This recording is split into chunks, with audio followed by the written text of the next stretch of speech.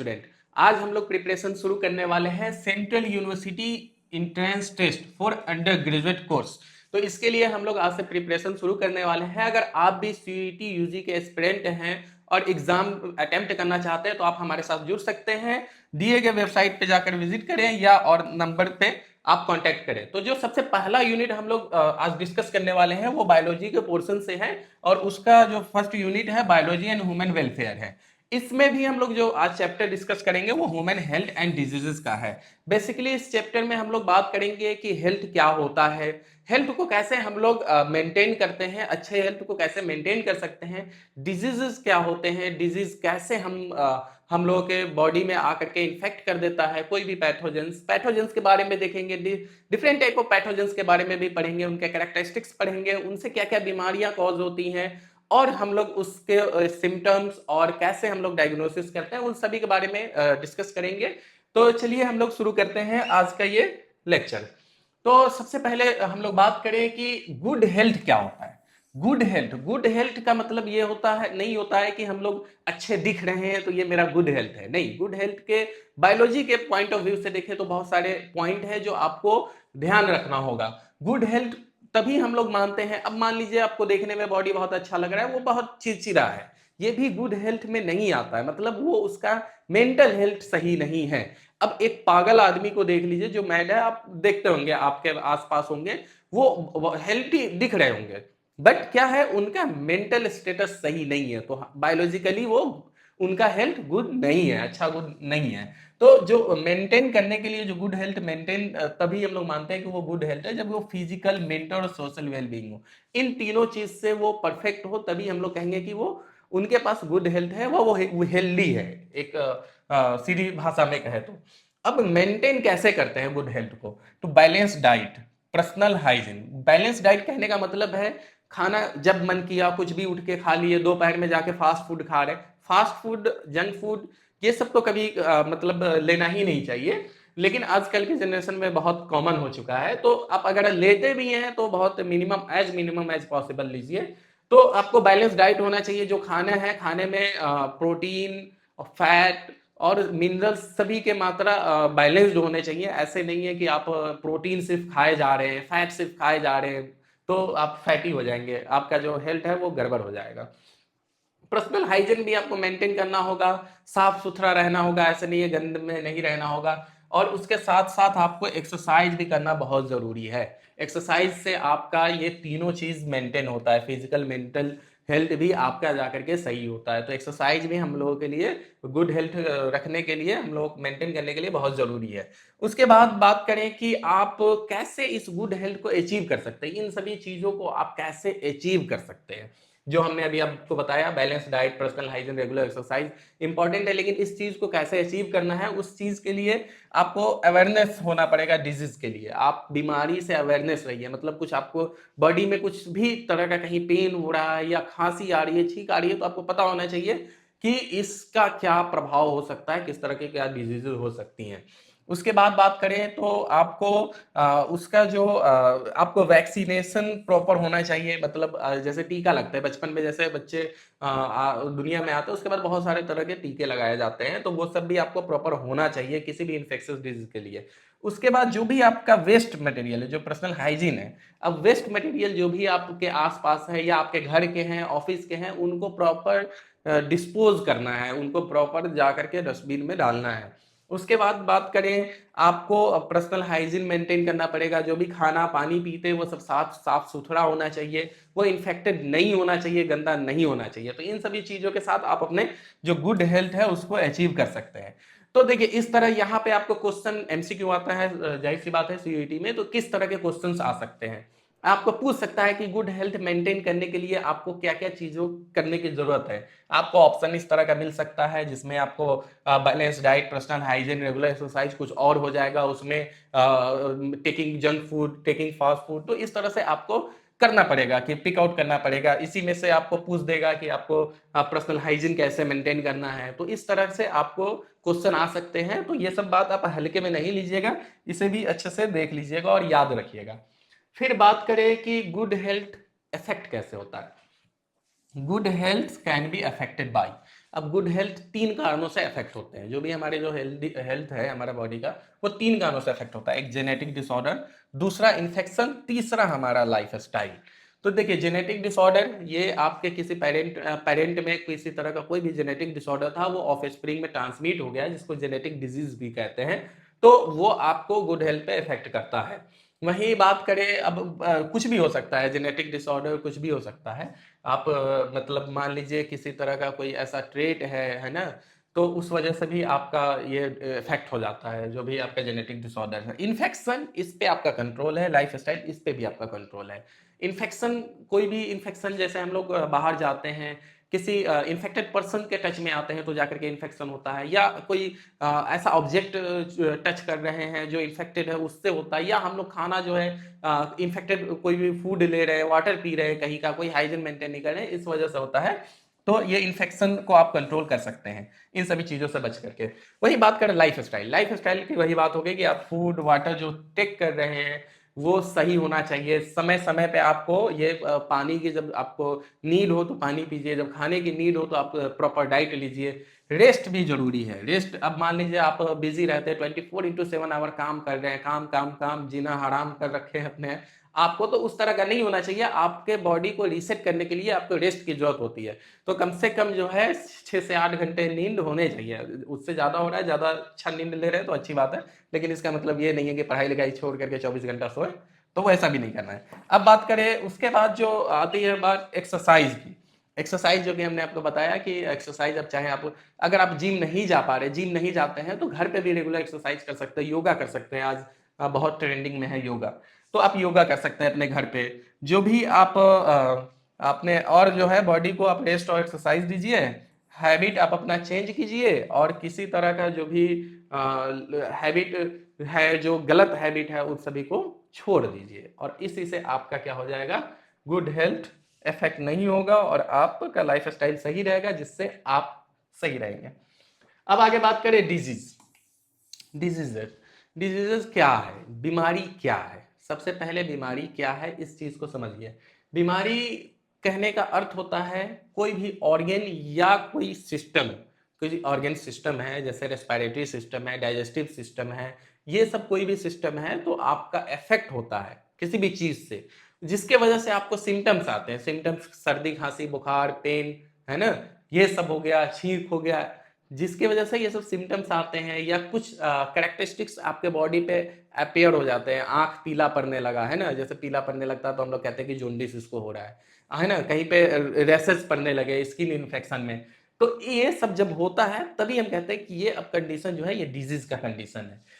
When the function of one and more organ or systems of the body is adversely affected, characterized by appearance of various signs and symptoms, जो बात हमने अभी आपको कहा। Diseases दो तरह के होते हैं, एक इन्फेक्शियस डिजीज और एक non infectious disease. Infectious disease जो एक दूसरे से फैलता है, नॉन इन्फेक्शियस डिजीज जो एक दूसरे से नहीं फैलता है, मतलब communicable disease, non communicable disease. अब बात करें, अब बात करें इन्फेक्शियस डिजीज। इन्फेक्शियस डिजीज क्या है, जो हमने बताया कि ट्रांसमिट होता है, एक पर्सन से दूसरे पर्सन को चला जाएगा, है ना। इसलिए पहले जो घर में होते थे, पहले जो बीमारियां होती थी, छुआछूत, जिनको बीमारी हो जाता था, उनके खाने के बर्तन भी अलग कर दिए जाते थे। तो ये सब इसलिए भी किए जाते थे क्योंकि जो आपका जो आपको जो इन्फेक्टेड पर्सन है वो किसी और हेल्दी पर्सन को इन्फेक्ट नहीं कर दे। अभी आपने कोरोना काल में भी देखा होगा, आपने लॉकडाउन के टाइम भी देखा होगा, बहुत सारे मतलब सरकार भी प्रमोट कर रही थी कि जिनको कोविड है उनको क्वारंटाइन किया जाए। क्वारंटाइन करने का लक्ष्य क्या था, एम क्या था, एम ये था कि आप जो इन्फेक्टेड पर्सन है बस वो बीमारी वहीं तक सीमित रहे, दूसरे तक ना पहुंचे। तो इससे क्या होता था, जो बीमार आदमी है उसको एक कमरे दे दिया गया, सब कुछ जो भी जरूरत की चीजें उन्हें दे दिया गया, जब तक उनकी बीमारी सही नहीं हो जाती है उनको और दूसरों से सेपरेट रखा गया, ताकि जो उनका इन्फेक्शन है वो किसी और में ना फैल सके। तो वही देखिए, disease which are easily transmitted from one person to another, उसको हम लोग इन्फेक्शियस डिजीज कहते हैं। जैसे chickenpox, chickenpox almost सभी को हो जाते हैं, या आपके नहीं भी होंगे तो आपके घर में या आसपास में जरूर किसी को हुआ होगा। Corona virus well known, dengue, dengue अभी हम लोग बात करेंगे डेंगू के बारे में भी, हेपेटाइटिस, एड्स, ईटीसी, ये सब इन्फेक्शियस डिजीज है। अब ये देखिए, इन्फेक्शन जो ट्रांसमिट का वे होता है वो अलग अलग हो सकता है, बाई एयर हो सकता है, बाई ऑब्जेक्ट हो सकता है, या डायरेक्टली और इनडायरेक्टली हो सकता है। डायरेक्टली कहने का मतलब है हम आपसे कांटेक्ट किए, डायरेक्टली हमें इन्फेक्शन मिल गया, मतलब किसी को इन्फेक्टेड पर्सन है, हम उससे जाके हाथ मिला लिए, या उसके बगल में बैठे वो सांस लिया, उससे हमें इन्फेक्शन फैल गया, या छींक दिया, इससे इन्फेक्शन फैल गया। इनडायरेक्टली कहने का मतलब है कि हमने कुछ भी, वो जो इन्फेक्टेड पर्सन था वो कोई ऑब्जेक्ट यूज किया, वो कोई ऑब्जेक्ट यूज किया जिसमें मान लीजिए आप मान सकते हैं यूटेंसिल है, पेन है, पेंसिल है, कुछ भी वो यूज कर रहा था, जिसके वजह से क्या हुआ, पेन है, बुक है, उसने वहीं पे खांस दिया, है ना, खांसा, जिससे क्या होगा कि जो भी पैथोजेंस थे, पैथोजेंस के बारे में हम लोग देखेंगे, वो उस पे चला गया। अब उसको हमने बुक को लिया, फिर जो हेल्दी पर्सन था वो आकर के उसको यूज करने लगा, तो जैसे हेल्दी पर्सन यूज करेगा क्या होगा, वो इन्फेक्शन उसको भी इन्फेक्ट कर देगा और वो भी उस बीमारी से ग्रसित हो जाएगा। तो ये हो गया इनडायरेक्ट मेथड, ठीक, डायरेक्ट मेथड, इनडायरेक्ट मेथड। अब कोरोना वायरस की बात करें, कोरोना वायरस जो हम लोग देख रहे थे ये डायरेक्ट मेथड, अब बहुत सारी बीमारियां होती है जो दोनों मेथड से होते हैं, तो कोरोना वायरस भी क्या था, ये दोनों मेथड से ट्रांसमिट हो सकता था, जो जिसको इसीलिए कहा जा रहा था मास्क पहनिए, चाहे आप मार्केट में जा रहे हैं या आप घर में बैठे हैं, हमेशा मास्क पहन के रहिए। मास्क पहनने से क्या होगा, अगर कोई इन्फेक्टेड पर्सन है वो छींक रहा है तो वो उसी तक रहेगा, है ना, दूसरे तक नहीं जाएगा। इन केस किसी भी तरीके से अगर इन्फेक्टेड पर्सन इसके नहीं उतना संभाल पाला और वो निकल गया, मतलब वो छींक दिया बाहर, तो अगर आप मास्क पहने तो आप बच जाएंगे। तो अब कोरोना वायरस के टाइम में आप बहुत सुने होंगे आरटीपीसीआर। अगर आप कोविड टाइम बाहर निकले होंगे तो हम आशा करते हैं कि आपका एक न एक बार आरटीपीसीआर जरूर हुआ होगा, मेरा तो 4-5 बार हुआ है। तो आरटीपीसीआर कहने का मतलब है रिवर्स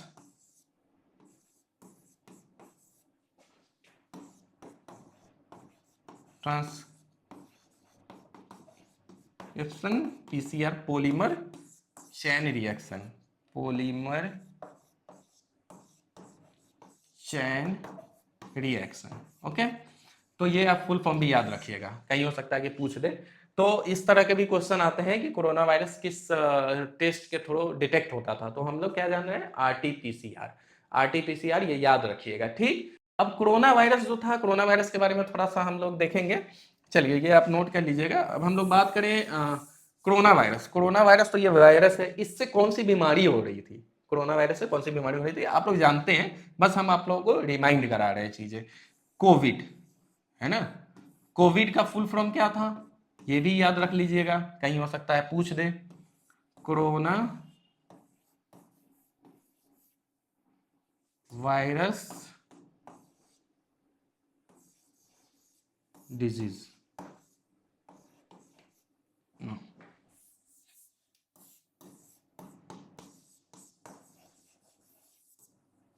ठीक, कोरोना वायरस डिजीज।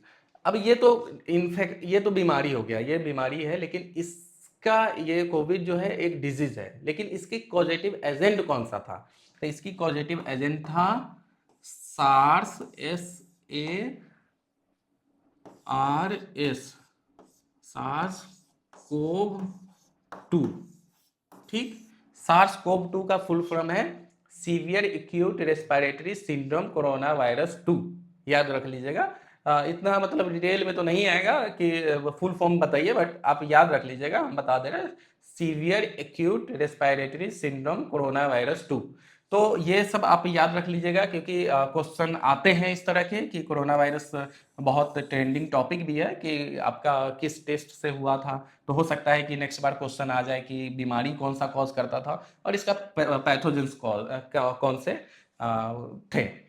तो ये सब जो इन्फेक्शियस डिजीज जो होते हैं, इन सभी के पीछे कौन होता है, पैथोजेंस, पैथोजेंस होते हैं, मतलब जो pathogens either can be bacteria, fungus, protozoa, virus, कुछ भी हो सकता है, जिसके बारे में हम लोग आगे देखेंगे।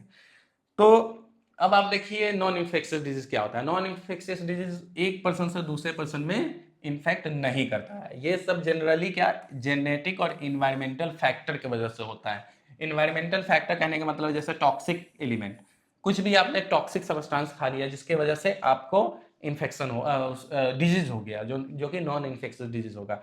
या किसी इन टॉक्सिक लाइट से आपका एक्सपोजर हो गया, जैसे टॉक्सिक लाइट करने का मतलब यूवी लाइट टॉक्सिक है, उससे कैंसर तक हो जाता है। या आपका अनहेल्दी लाइफ स्टाइल है जिसकी वजह से आपको मतलब दिक्कत हो रहा है, सो नहीं रहे हैं, एकदम काम किए जा रहे हैं, तो आपको इस तरह से आपको थकान और इस तरह की बीमारियां होने लगेंगी। अब जो बहुत सारे नॉन इन्फेक्शियस डिजीज होते हैं, क्या होते हैं, लॉन्ग लास्टिंग और क्रोनिक होता है। जो इन्फेक्शियस डिजीज होता है वो एक्यूट डिजीज होता है, ये क्रोनिक होते हैं। और ये जो होते हैं स्लोली डेवलप होते हैं, मतलब इन्फेक्शियस डिजीज आपको इन्फेक्शन हुआ 2 दिन में आपको सिम्टम्स आने लगेंगे, है ना। और अगर आप मेडिसिन सही करा रहे हैं तो आपका 1 सप्ताह में चला भी जाएगा, 1 सप्ताह 10 दिन में वो इन्फेक्शियस डिजीज खत्म हो जाएगा। लेकिन जो ये होते हैं नॉन इन्फेक्शियस डिजीज होते हैं, ये बहुत स्लोली आपके बॉडी में डेवलप होते हैं, और ये जल्दी जाते भी नहीं है, लॉन्ग लास्टिंग रहेंगे। अब जैसे डायबिटीज देख लीजिए, डायबिटीज लोगों को मतलब अगर हो गया एक बार तो वो फिर रह जाता है। वैसे ही और भी सारे हम लोग देखेंगे। अब देखिए जो इन्फेक्शियस डिजीज होते हैं, जैसे एड्स, एड्स क्या है, इन्फेक्शियस डिजीज है, ये भी क्रोनिक है।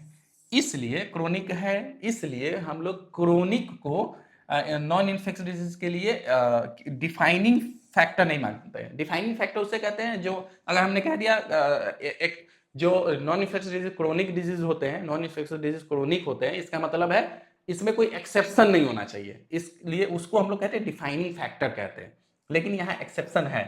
सारे इन्फेक्शियस डिजीज लगभग जो होते हैं वो एक्यूट होते हैं, क्रोनिक नहीं होते हैं। लेकिन एड्स जो है वो क्रोनिक है ना, क्रोनिक है इसलिए। लेकिन एड्स क्या है, ये एड्स किसकी वजह से होता है, HIV, है ना, HIV human immuno deficiency virus की वजह से होता है। तो एड्स इसके वजह से होता है, ये एक पैथोजन इन्वॉल्व है ना, पैथोजन इन्वॉल्व है, इसका मतलब ये इन्फेक्शियस डिजीज है, इन्फेक्शियस डिजीज है। और ये इसलिए इन्फेक्शियस डिजीज है, और इसलिए ये जो है डिफाइनिंग फैक्टर नहीं होगा, है ना। अब बात करें, कुछ एग्जाम्पल की बात करें नॉन इन्फेक्शियस डिजीज में, जिसमें सिस्टिक फाइब्रोसिस है, कैंसर है, कैंसर बात करें जो कि मेजर कॉज ऑफ डेथ है, हार्ट अटैक है, और डायबिटीज़ है, ये सब है। अब देखिए कैंसर जो होता है, कैंसर डेवलप होता है बहुत धीरे धीरे बॉडी में होता है, इसीलिए पता भी नहीं चलता है। और जब लास्ट स्टेज या थर्ड स्टेज पे जब पहुंचता है कैंसर, तब जाके पता चलता है, डायग्नोसिस हो पाता है कि कैंसर है, और वो फिर आदमी के जीवन पे बन पाता है, पता नहीं बच पाएगा नहीं पाएगा। जो कैंसर कॉज होता है किस वजह से होता है, वो हमारे इन्वायरमेंटल टॉक्सिक की वजह से होता है। कोई भी टॉक्सिक सब्सटेंस, एक हमने एग्जांपल दिया यहाँ यूवी का, ऐसे ही बहुत सारे ऐसे पदार्थ हैं जो हम लोग डेली यूज करते हैं जिसकी वजह से कैंसर होता है। और मतलब जो भी तरह के आप देखेंगे बहुत सारे ऐसे केमिकल्स होते हैं जो हम लोग डेली यूज में ले रहे हैं, जो मेन पॉजिटिव एजेंट है कैंसर का। बट क्या करें, तो उसको हम लोग कहते हैं कार्सिनोजेन। जो भी पदार्थ, जो भी टॉक्सिक एलिमेंट जिसके वजह से कैंसर होता है, उसको हम लोग क्या कहते हैं, कार्सिनोजेन कहते हैं। अब बात करें पैथोजेंस क्या है। पैथोजेंस हमने बताया कि पैथोजेंस होते हैं वो बैक्टीरिया, वायरस, फंगी, जो भी आपको इन्फेक्ट करता है और उससे आपको डिजीज हो जाता है, उसको हम लोग पैथोजेंस कहते हैं।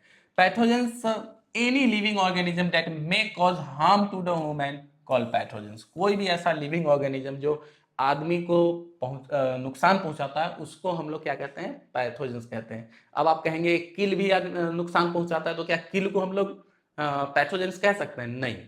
क्यों, क्योंकि हमने कहा एनी लिविंग ऑर्गेनिज्म, किल जो है वो लिविंग ऑर्गेनिज्म नहीं है। अब ये जो पैथोजेंस हो सकते हैं, बैक्टीरिया, फंगस, वायरस, प्रोटोजोआ, हेलमिंथ्स, इत्यादि कुछ भी हो सकते हैं। अब जो पैथोजेंस का एक जर्नलिस्टिक रूट होता है कि कैसे वो बीमारी कॉज करता है, तो सबसे पहले पैथोजेंस के क्या होते हैं, इंटर करते हैं बॉडी में, किसी भी माध्यम से हो सकता है। हम लोग सांस ले रहे हैं उससे हो सकता है, या कहीं पे कट लग गया है उससे हो सकता है, या कुछ खाए हैं पिए हैं इसके वजह से पैथोजेंस हमारे अंदर चले गए। उसके बाद ये मल्टीप्लाई करते हैं, अपनी संख्या पहले बढ़ाते हैं। अंदर जाने के बाद अकेले रहेंगे तो वो फाइट नहीं कर पाएंगे हमारे बॉडी के इम्यून सिस्टम से, इसलिए कोशिश करेंगे कि अपनी तादाद ज़्यादा से ज़्यादा बढ़ा सके, ताकि इम्यून सिस्टम जब हमारे से टकराएगा तो वो जा करके इसे बहुत सारे तो किल भी कर देंगे हमारे इम्यून सिस्टम, बट कुछ बच जाएगा जिसकी वजह से ये बीमारी कॉज करता है।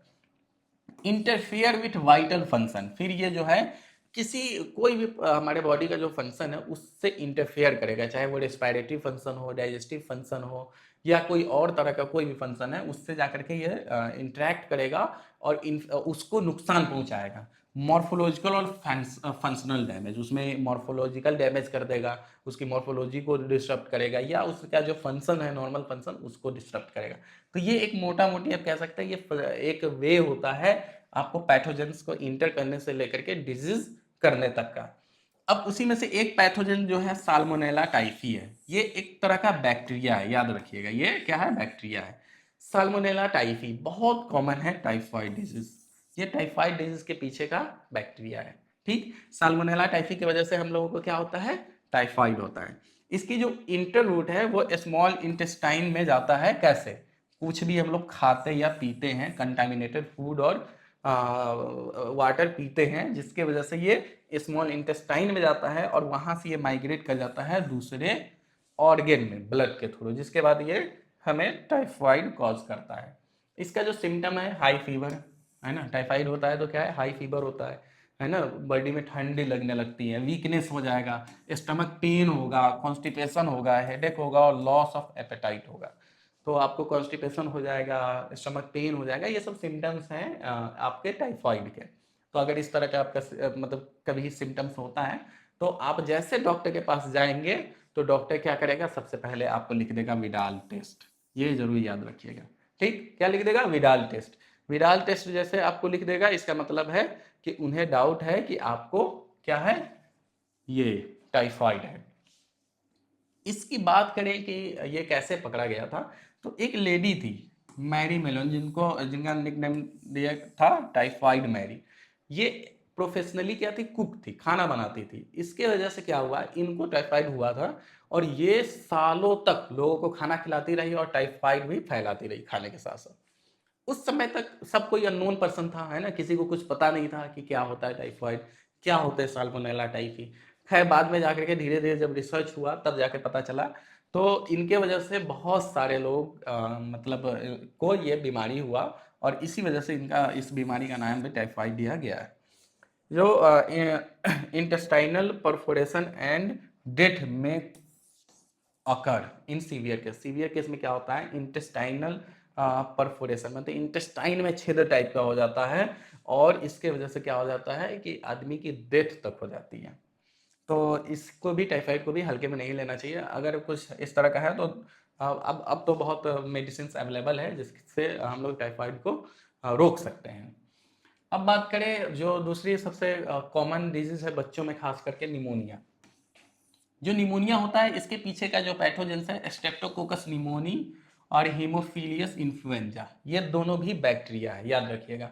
इसके वजह से निमोनिया होता है। जो इसका एंट्री रूट है ये इन्फेक्ट करता है अल्वोइली। अल्वोइली क्या होता है, एयर फिल्ड शेप होता है। जो लंग्स होते हैं, लंग्स में आप देखे होंगे, जब भी आप लंग्स की फोटो देखेंगे तो आपको एकदम छोटा छोटा सैक टाइप का दिखेगा लंग्स में, जो क्या होता है, एयर फिल्ड होता है। वो हवा जो हम लोग सांस का छोड़ लेते हैं वो उससे फिल्ड होता है, उसी में, उसी को ये इन्फेक्ट करता है और उसमें क्या करता है कि ये लिक्विड जमा कर देता है। देखेंगे हम लोग आगे, alveoli get filled with fluid, है ना, फ्लूइड को ये क्या करेगा कि उसमें फिल कर देगा, जिसकी वजह से सांस लेने में तकलीफ होना स्टार्ट हो जाएगा। तो इन्फ्लुएंजा में यही होता है, बच्चे जो हैं हांफने लगते हैं, है ना, सांस लेने में इन्फेक्शन जब होता है तो सांस लेने में ये प्रॉब्लम होने लगता है।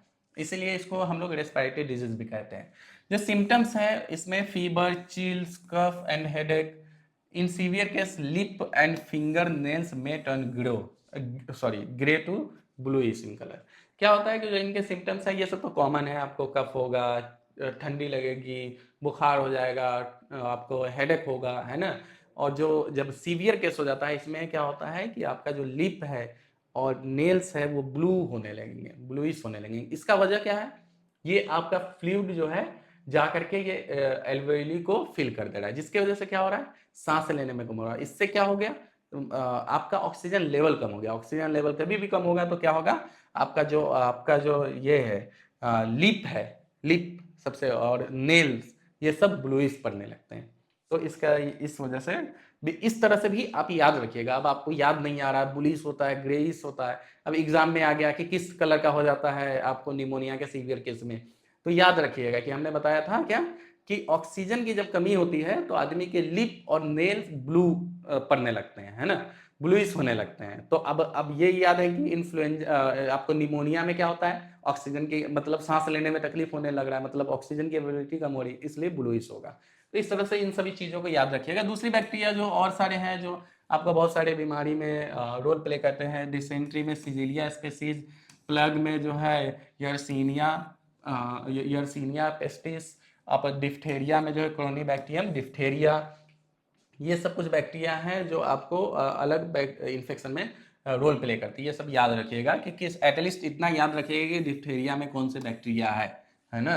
अब ये नहीं याद रखिएगा कि डिफ्थेरिया में जो है डिफ्थेरिया बैक्टीरिया से है, हो सकता है ये क्रोनी बैक्टीरियम दिया गया है, यहाँ पे कुछ और कुछ और नाम दे दे आपको, जिससे आप कंफ्यूज हो जाएंगे कि डिफ्थेरिया तो लास्ट में था और है ना, और ये अलग दे दिए, तो आपका वो क्वेश्चन का जो आंसर होगा वो गलत हो जाएगा। अब राइनो वायरस की बात करें, वायरस पे आ जाए। वायरस वायरस बहुत कॉमन है ना। आप बहुत HIV वायरस सुने होंगे, है ना, कोरोना वायरस सुने हैं, कुछ कुछ हम अभी आपको बता दिए हैं कोरोना वायरस के बारे में, है ना। और बात करें अब जो है ये राइनो वायरस क्या होता है, इसके बारे में बात करेंगे। राइनो वायरस जो मेन पॉजिटिव एजेंट है कॉमन कोल्ड का। वायरस इन्फेक्शन, वायरल इन्फेक्शन बहुत कॉमन होते हैं, जैसे मौसम चेंज होता है वायरल इन्फेक्शन हो जाता है। लेकिन अगर हम लोग 2 से 1 सप्ताह 10 दिन रुकते हैं तो वो धीरे धीरे धीरे धीरे वो इन्फेक्शन खुद भी खत्म होने लगता है। इसका सबसे बड़ा कारण होता है हमारा इम्यून सिस्टम। हम लोग आगे के लेक्चर में देखेंगे, इम्यूनिटी के बारे में भी पढ़ेंगे, तब फिर हम लोग बताएंगे कि कैसे हमारा इम्यून सिस्टम आपके कोई भी पैथोजेंस को टेकल करता है और उसे किल करने की पूरी पूरी कोशिश करती है, और इस कैसे आप इम्यूनिटी को आप अपने मजबूत कर सकते हैं। आप कोविड टाइम में भी सुने होंगे कि आप इम्यूनिटी पे ध्यान दीजिए, हरे सब्जी, है ना, फल फ्रूट ज़्यादा खाइए। जो वायरस होते हैं ये infected nose and respiratory passage but not the lungs. तो ये लंग्स तक पहुंच ही नहीं पाते हैं। ये जो राइनो वायरस होता है ये नोज और रेस्पिरेटरी पैसेज तक ही जाता, ट्रैक तक जाएगा और ये इन्फेक्शन खत्म हो जाएगा, लंग तक नहीं पहुंचेगा। जो कॉमन कोल्ड होता है इसका क्या होता है, nasal congestion and discharge, sore throat, hoarseness, hoarseness sorry, cough, headache, tiredness etc. मतलब कहने का है कि जैसे नाक से डिस्चार्ज होने लगा, है ना, या आपको शोर थोड़ा जो गले में है, खट्टा खरखरापन आ गया, है ना, ये सब जो है कफ कोल्ड, ये सब आपको कॉमन कोल्ड का सिम्टम्स हैं। इसको आप नहीं भी इसके जो यूजुअली जो चलता है ये 3 से 7 दिन तक रहता है ना। 3 से 7 दिन के बाद ये हमारा इम्यून सिस्टम खुद ही इसे खत्म कर देता है। आप मेडिसिन लेते हैं तो जल्दी भी खत्म हो जाता है। इसका ये कैसे फैलता है ना। Droplets resulting from cough and sneeze of an infected person are either inhaled directly or transmitted through the contaminated objects such as book, pen, cup, etc. कहने का मतलब है कि वही बात है ना, जो हम पहले बताए थे कि इन्फेक्शन जो है फैलता है 2 तरह से, डायरेक्ट मेथड और इनडायरेक्ट मेथड। तो ये दोनों तरह से फैल सकता है कि अगर आप जिनको है वो खांसते हैं या छींकते हैं, उससे किसी और को चला जाता है तो ये ट्रांसमिट हो जाता है, ये कॉमन कोल्ड उनको भी हो जाता है। या आप डायरेक्टली इनडायरेक्टली देख लीजिए, वो खांसते या छींकते किसी book, pen, cup, computer, keyboard, mouse, किसी पे भी है, जिसकी वजह से हेल्दी पर्सन भी इन्फेक्टेड हो जाते हैं। ठीक, अब देखिए, अब ये कुछ कॉमन बैक्टीरियल डिजीज हमने मेंशन किया है, कॉमन बैक्टीरियल डिजीज है। इसमें ये डिजीज है, आप ये डिजीज देख पा रहे हैं, इधर बैक्टीरिया का नाम है। ठीक, ये आपको हमने कुछ दिया, जैसे निमोनिया का हमने बात पहले ही कर दिया था, स्ट्रेप्टोकोकस निमोनी। और यही बात करें यूटीआई, यूरिनरी ट्रैक्ट इन्फेक्शन, इसका जो इस्चेरिचिया कोलाई बहुत कॉमन बैक्टीरिया है, इसके वजह से ये बीमारी होता है लोगों में। ट्यूबरकुलोसिस ये भी बहुत कॉमन है, आपने बहुत सुना होगा, किसी को टीबी हो गया है, जिसे हम लोग ट्यूबरकुलोसिस को हम लोग टीबी शॉर्ट फॉर्म में कहते हैं ना। तो टीबी जो होते हैं इसके पीछे माइकोबैक्टीरियम ट्यूबरकुलोसिस का रोल होता है ना, इसी यही इन्फेक्शन कॉज करता है टीबी का। उसके बाद करें एक्नी। एक्नी आप सभी को ऑलमोस्ट एक बार हुआ ही होगा, है ना, खास करके जब एडोलसेंस एज में होते हैं तो मुहासे चेहरे पे आ जाते हैं। इसका सबसे बड़ा वजह जो होता है वो होता है प्रोपायोनी बैक्टीरियम एक्नी। देखिए, बैक्टीरियल इन्फेक्शन जो होते हैं, कई ऐसे बैक्टीरियल इन्फेक्शन है जो एक बैक्टीरिया की वजह से नहीं होता है, कई सारे बैक्टीरिया, कई सारे पैथोजेंस उसमें इन्वॉल्व होते हैं। लेकिन जो उसमें मेन रोल प्ले करता है हम लोग उसको मेंशन करते हैं। जैसे आपको एक्नी में प्रोपायोनी बैक्टीरियम एक्नी प्ले कर रहा है, बट जरूरी नहीं है कि यही एक बैक्टीरिया, और भी सारे बहुत सारे बैक्टीरिया, इवन स्टेफाइलोकोकस ऑरियस और भी सारे बैक्टीरिया करते हैं। जैसे निमोनिया में स्ट्रेप्टोकोकस निमोनी हमने यहाँ पे मेंशन किया है, लेकिन आप पीछे देखे होंगे कि हमने एक और बैक्टीरिया का नाम मेंशन किया था। तो ये मेन कॉजेटिव एजेंट है, बट और भी कारण होते हैं जिसकी वजह से आपको हो जाता है। जैसे आपको यूटीआई, यहाँ पे एस्चेरिचिया कोलाई रही है, बहुत सारे बैक्टीरिया होते हैं जिसकी वजह से यूटीआई इन्फेक्शन होता है। अब बात करें फूड बॉर्न डिजीज का, फूड बॉर्न डिजीज जैसे ई कोलाई हो गया, स्टेफाइलोकोकस ऑरियस हो गया, सीजेलिया स्पीसीज हो गए, ये सब होते हैं, बहुत सारे बैक्टीरिया होते हैं जो फूड बॉर्न डिजीज में इन्वॉल्व होते हैं। तो आज के वीडियो में हम लोग ये देखे हैं पूरा इन पैथोजेंस के बारे में पढ़े, क्या क्या पढ़े हैं। पहले हेल्थ क्या होता है, गुड हेल्थ को कैसे मेंटेन करते हैं, उसके बाद डिजीज क्या होते हैं, डिजीज के कैरेक्टरिस्टिक्स क्या होते हैं, फिर वो पैथोजेंस क्या होते हैं। पैथोजेंस कुछ डिफरेंट पैथोजेंस हमने देखा जिसमें बैक्टीरिया और वायरस देखे हैं। तो इसी पे हम लोग अब बात करने वाले हैं, क्वेश्चन करने वाले। ये देखिए, ये क्वेश्चन आया हुआ है CUET UG 2023। तो आप इस क्वेश्चन को इजीली आप सॉल्व कर सकते हैं अगर आपने पूरा लेक्चर सही से देखा है तो। जैसे साल्मोनेला टाइफी है ना, टाइफी है ये, तो साल्मोनेला टाइफी से क्या होता है, टाइफाइड, ठीक। वही राइनो वायरस हमने बताया था क्या करते हैं, कॉमन कोल्ड, अभी हमने बताया। स्टेप्टोकोकस निमोनी, ये तो निमोनिया सीधा आ जाएगा। और यहाँ पे प्लाज्मोडियम वाइवेक्स, ये आपको अभी पता नहीं है, हम लोग आगे चल के पढ़ेंगे। बट इतना से आपको ये तीन आप लगा लिए तो आपको ऐसे ही आंसर मिल गया। तो आप देख सकते हैं ए का 2 टाइफाइड, ठीक है, बी का 1, ठीक, सी का 4, ठीक, और डी का 3। तो ये क्वेश्चन आप लोग देख सकते हैं कि ये क्वेश्चन आया हुआ है CUET UG में। नेक्स्ट बात करें, in case of Covid positive patient presence of corona virus is suspected only when the pathogens has produced the disease symptoms, but when the symptoms of the disease has not appeared the corona virus in the body can be detected. कह रहा है कि corona virus जब किसी patient को होता था तो उससे क्या होता है, कुछ डिजीज सिम्टम्स आते थे, जो हमने बताया कि इसके फीवर, हाई फीवर आ रहा है, बॉडी में बैकबोन में पेन हो रहा है, ये सब सिम्टम्स थे उस समय। लेकिन बहुत सारे ऐसे पेशेंट भी थे जिनको एसिम्टोमेटिक पेशेंट थे, जिनको कोई सिम्टम नहीं था, फिर भी उनका क्या हो रहा था, टेस्टिंग कराया जा रहा था, क्योंकि ये कोरोना वायरस क्या था कि एसिम्टोमेटिक भी बीमारी कॉज करता था। मतलब आपको कोई सिम्टम नहीं है बट आप इन्फेक्टेड है, आपको पता ही नहीं चल रहा है कि कोई सिम्टम ही नहीं है आपको, तो पता क्या चलेगा। तो इस चीज को पकड़ने के लिए हम लोगों का क्या होता था, जो हमने बताया, reverse transcriptase polymerase chain reaction, RT-PCR, ठीक। तो हमने देखा, पीछे हमने बताया भी था कि आपको जो कोरोना वायरस टाइम में क्या हुआ है, RT-PCR हुआ है। अब बात करें, नेक्स्ट क्वेश्चन की बात करें, the chemical carcinogens present in tobacco smoke, है ना, is the major cause of. अब कार्सिनोजेन हमने कहाँ पढ़ाया है, किस तरह के टॉक्सिक सब्सटेंस को कहते हैं जो बीमारी कॉज करते हैं, कैंसर। तो अब देखिए यहाँ पे लंग कैंसर दिया गया, बट कोई भी कैंसर है और उसका जो कॉजेटिव एजेंट होता है वो कार्सिनोजेंस होते हैं। तो अब देखिए, ये तो हो गया, ये सारे क्वेश्चंस आए हैं। ये क्वेश्चन देखिए, Widal test is used to diagnosis of which disease, malaria, pneumonia, typhoid, tuberculosis. तो अब आप लोग देखिए, अपने आप को रिकॉल कीजिए कि ये जो डिजीज था, इस किस डिजीज के टेस्टिंग के लिए आपको विडाल टेस्ट की जरूरत होती है। तो अगर आप ये वीडियो सही से देखे हैं और हमारे साथ पढ़े हैं तो आप ये क्वेश्चन एक नज़र में बता देंगे कि आपने किस तरह, किस बीमारी के डायग्नोसिस में इस टेस्ट का यूज किया जाता है। तो आप हमें कमेंट सेक्शन में बता सकते हैं कि किस बीमारी के टेस्टिंग के लिए हम लोग इस टेस्ट का यूज करते हैं।